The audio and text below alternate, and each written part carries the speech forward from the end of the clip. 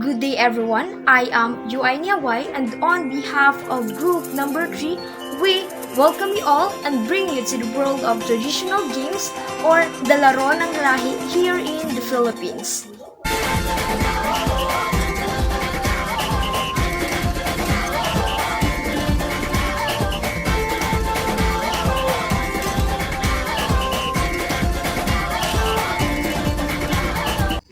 Traditional games or the laro ng lahi are games commonly played by children, usually using native materials or instruments. In the Philippines, due to limited resources of toys of Filipino children, they usually come up on inventing games without the need of anything but the player themselves. Some games of Filipino children include the following: Pico, Tombang Preso, and Patentero. Pico is one of the traditional game. It is also known as hopscotch, in where it is among the popular street games during early 80s.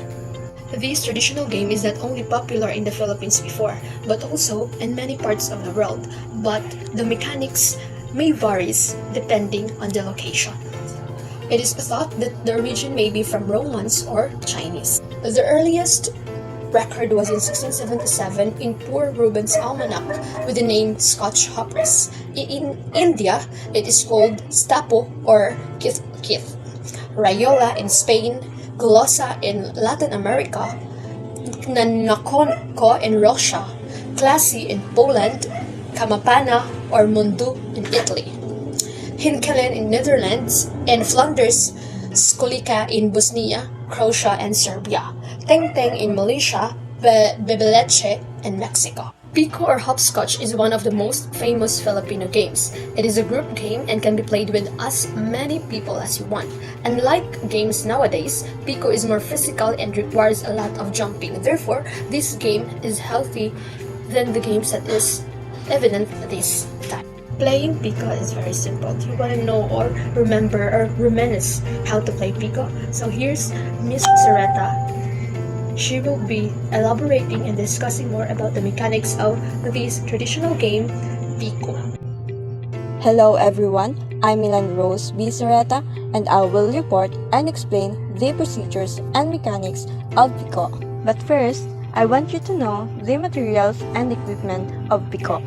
First is chalk and second is stone. Procedures and mechanics. First, the players stand behind the edge of a box and each should throw their cue ball. Second, the first to play is determined depending on the player's agreement. Example, nearest to the moon, wings or chest. Third, whoever succeeds in throwing the cue ball nearest to the place that they have agreed upon will play first. The next nearest is second, and so on. Throw the cue ball on a certain box. According to order, you have to skip the box with your cue ball in it.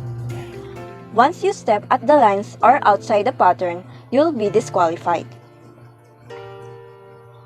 Once you reach the box before the box with your cue ball in it, you have to pick your cue ball up, then skip the box that was with it before. And the last, the first one to complete the game, will be the winner. And gusto ko lang igtugang ang values that needed to play this game. First is sportsmanship, hardworking, discipline, determination, and patience. Tombang Preso is a native game of the Philippines that's a favorite of Filipino children. The word tumba means to fall, and preso means prisoner. To play Tombang Preso, you all need an empty lata or can to serve as the center of the game, and chinelas, slipper, flip-flops to hit the can with. Tombang Preso is a unique traditional game in the Philippines that is favored among Filipino children. The game is played on backyards, streets, and open areas. It borrows elements from the tag and dodgeball to inculcate in those who play it strategic thinking and agility. So Tombang Preso has 5 to 10 children play with one choosing to be taya. The object of the game is to make the can fall to its side and retrieve the thrown slipper before it stand the can back up. So next is to discuss is Angel Labiran to discuss how to play the Tumbang Preso. Good day, everyone. My name is Maria Angel Silabiran. To continue my discussion on how to play Tumbang Preso, number 1. The one to guard the team, can or preso, is called it, and he or she is chosen by all the players throwing the pamato to the two line. Number 2. The one who throws the farthest from the two line becomes the it. Number 3. The other players will play then get at the back of the two line and the game starts at the single from the it. Number 3. Immediately, the milk can is knocked down and the pamato is retrieved. Number 4. The it then starts putting it up inside the circle and the tag player becomes the new it. Number 5. In any case, the can is hit and fall outside the drawn circle but remains to stand.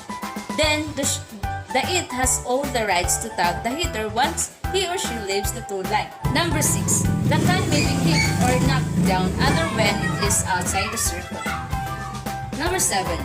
Supposing a hitter is unable to retrieve his or her pamato, the other hitters can save him or her by hitting the can.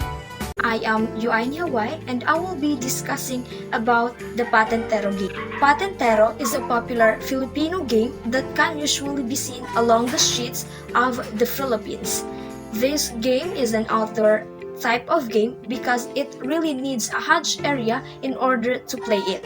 So Patentero derived from Spanish word tinti, which means tint or ink, in the reference to the drawn lines, also known as harangang taga or harang taga, which means black and catch, referring to the game mechanics. It is also the most widely played native game in the Philippines, so it requires two teams, the defenders and the attackers. The defenders are the it, so they should try their best in order to block or tag any players from the opposing team, which is the attackers, while they are trying to enter from the starting line, then try to exit throughout to the back end line. Its main objective is for a player to get across the line without getting tagged. To know more about the mechanics of Patentero, Miss Erica Palogan will discuss how to play the game. How to play Patentero. First, the players should form two teams with an equal number of players, where one team plays defensive and guard the other team against passing the lines. The two teams make up the guards and the runners or passers. Second, the guards assign a player to the lateral line in the middle of the rectangle and the other players on each horizontal line. The objective of the runners is to get across to one end of the big rectangle and back without being touched or tagged by a guard. Third, during the game, the guards should ensure they have both feet on the ground before tagging their opponent, otherwise it will not count. Fourth, once a runner is tagged, he or she gets out of the game. If the runner makes it across the big rectangle and back without being touched with the butterfly fingers, they earn a point. Fifth, once all the runners of a team have been tagged, it's game over. The last, the teams then switch sides and the runners become the guards and the vice versa. These are the values needed to play in this game. First is the cooperation. So Patentero is a group game where we learn the value of cooperation. Teams need to cooperate in order to surpass the opponents. Second, we have determination. We learn to determine in order to move ahead. While the opponents are blocking, you are trying too hard to pass them. In your mind, you are determined to not give up and win the game. Third, camaraderie. Trust and friendship are developed among teammates that make the two teams perform at their best and achieve their goal. Fourth, strategic plan. Patentero is a game that usually requires discarding or planning. We learn to be decisive, making quick strategies to help us pass to the next side, since the game gives you the thrill of the planning on how to cross the line without being touched by the other team. That's our topic all about. My name is Erica Vergara Palogan, BPED 3B.